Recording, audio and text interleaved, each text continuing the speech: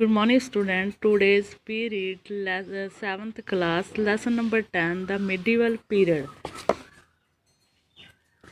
The medieval India, medieval period ਦਾ ਮਤਲਬ ਹੁੰਦਾ ਮੱਧਕਾਲੀਨ। ਠੀਕ ਹੈ ਜੀ, ਸਾਡਾ ਭਾਰਤ ਸੀ ਜਿਹੜਾ ਮੱਧਕਾਲੀਨ ਕਾਲ ਦੇ ਵਿੱਚ ਕਿਵੇਂ ਦਾ ਸੀ। We have studied in the 6th class that how early man became the gatherer from a hunter। ਕਹਿੰਦੇ ਅਸੀਂ 6ਵੀਂ ਸ਼੍ਰੇਣੀ ਵਿੱਚ ਪੜ੍ਹਿਆ ਕਿ ਮਾਨਵੀ ਸਰੀਰ ਤੋਂ ਸਰਹੰਗਾਇਕ ਕਿਵੇਂ ਬਣਿਆ।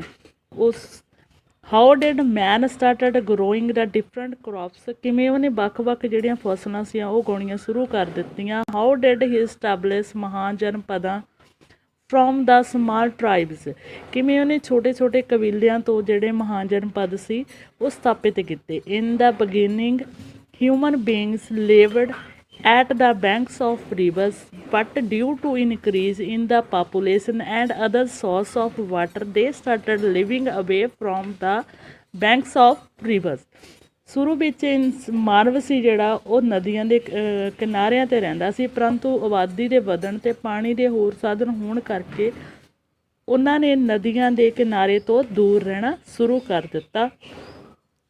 You can see in the map of India that a subcontinent is a big geographical unit which is different from other subcontinents।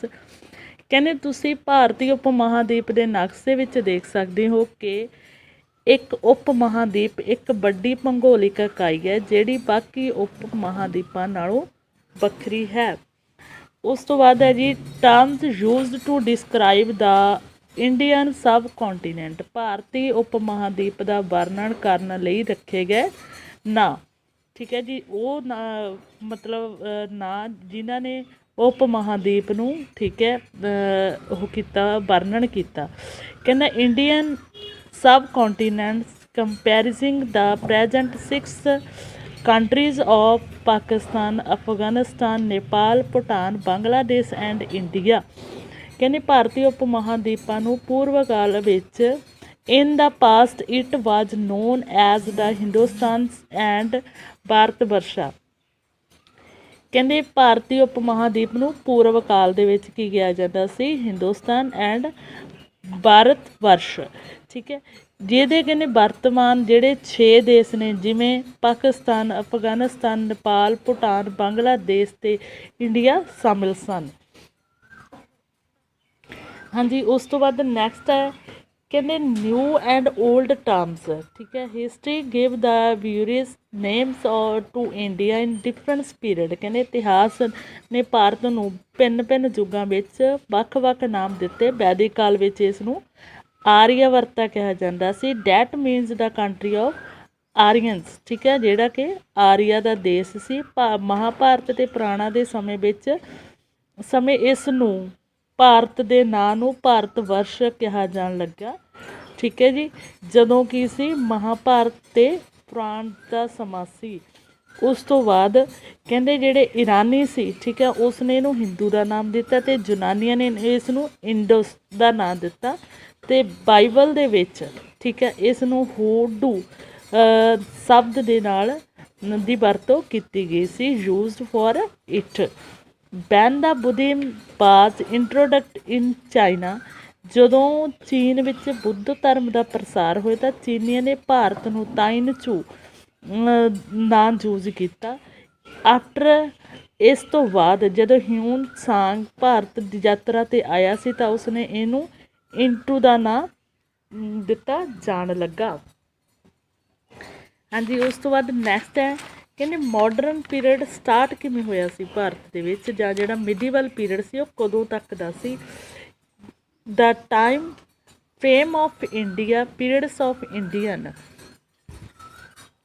ਜਿਹੜਾ ਕਹਿੰਦੇ ਜਰਨਲੀ ਕਹਿੰਦੇ ਭਾਰਤ ਜਿਹੜਾ ਇਤਿਹਾਸ ਆ ਉਹਨੂੰ 3 ਭਾਗਾਂ ਦੇ ਵਿੱਚ ਵੰਡਿਆ ਜਾਂਦਾ, ਇੰਸੀਐਂਟ, ਮਿਡੀਵਲ ਐਂਡ ਮਾਡਰਨ। 3 ਭਾਗਾਂ ਦੇ ਵਿੱਚ ਵੰਡਿਆ ਜਾਂਦਾ, ਪ੍ਰਾਚੀਨ, ਮੱਧਕਾਲੀਨ ਅਤੇ modern. The period between the ancient and modern period of history is known as the medieval period. ਠੀਕ ਹੈ ਜੀ, ਕਹਿੰਦੇ ਜਿਹੜਾ ਪ੍ਰਾਚੀਨ ਕਾਲ ਅਤੇ ਆਧੁਨਿਕ ਕਾਲ ਦੇ ਵਿਚਕਾਰ ਦੇ ਸਮੇਂ ਨੂੰ ਮਿਡੀਵਲ ਪੀਰੀਅਡ ਕਿਹਾ ਜਾਂਦਾ। In India The medieval period stretches from the 18th centuries 8th to 18th century, ਠੀਕ ਹੈ ਜੀ। ਜਿਹੜਾ ਕਹਿੰਦੇ 8ਵੀਂ ਸਦੀ ਤੋਂ ਲੈ ਕੇ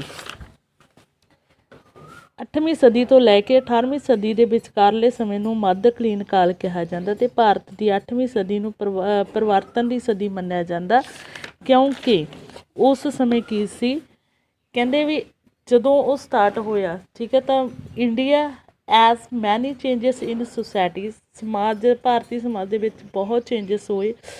ਸਮਾਜ ਦੇ ਵਿੱਚ ਪੋਲੀਟਿਕਸ ਅਤੇ ਜਿਹੜੀ ਇਕਨੋਮੀ ਸੀ, ਕਲਚਰ ਸੀ ਜਾਂ ਰਿਲੀਜਨ ਸੀ, ਉਹਦੇ ਵਿੱਚ ਬਹੁਤ ਸਾਰੀਆਂ ਤਬਦੀਲੀਆਂ ਹੋਈਆਂ। ਇਸ ਲਈ 18ਵੀਂ ਸਦੀ ਦੇ ਮੱਧ ਵਿੱਚ ਮੁਗਲ ਸਾਮਰਾਜ ਖੇਰੂ ਹੋ ਗਿਆ ਸੀ, ਠੀਕ ਹੈ, ਬ੍ਰੇਕਅਪ ਹੋ ਗਿਆ ਸੀ ਮੁਗਲ ਦਾ ਸਾਮਰਾਜ ਦਾ।